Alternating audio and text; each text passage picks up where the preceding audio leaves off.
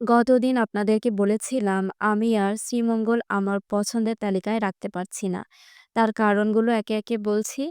আপনি যখন শ্রীমঙ্গলের রেল স্টেশনে নামবেন, তখন আপনাকে সিএনজিওয়ালা, অটোওয়ালা অথবা চাঁদের গাড়ির ড্রাইভার এমনভাবে জেঁকে ধরবে যেন তার গাড়িতেই যেতে হবে।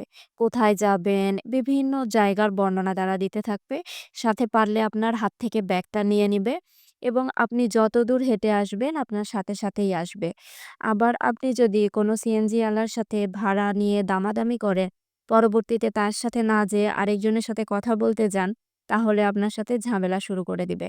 শ্রীমঙ্গলে এই সিন্ডিকেটগুলো ছিল না জন্যে আমি গত ৫ বছরে প্রতি বছর একবার করে শ্রীমঙ্গলে গিয়েছি এবং অনেক ভালো সময় কাটিয়ে এসেছি।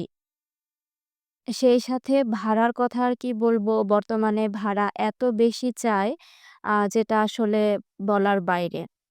এরপরে বিভিন্ন জায়গায় যখন আপনি ঘুরতে যাবেন, প্রতিটা জায়গাতেই আপনাকে বকশিশ দিতে হবে। এমনভাবে চাইবে যে আপনি না দিয়েও আসতে পারবেন না। এই জিনিসগুলো আগে ছিল না। তারপরে আসি রিসোর্ট সম্পর্কে। তো শ্রীমঙ্গলে এখন এমন অবস্থা যে চারপাশে বলতে গেলে ব্যাঙের ছাতার মতো অনেক হোটেল, রিসোর্ট হয়েছে। তো বেশিরভাগেরই সার্ভিস চার্জ অনেক বেশি।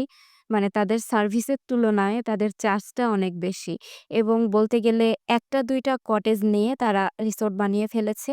আমরা অনেকগুলোতে খোঁজ নিয়েছিলাম এবং আমরা যেইটাতে ছিলাম সেইটা সম্পর্কে আপনাদেরকে বিস্তারিত ভিডিও দেব। সেই পর্যন্ত আমাদের সাথেই থাকুন।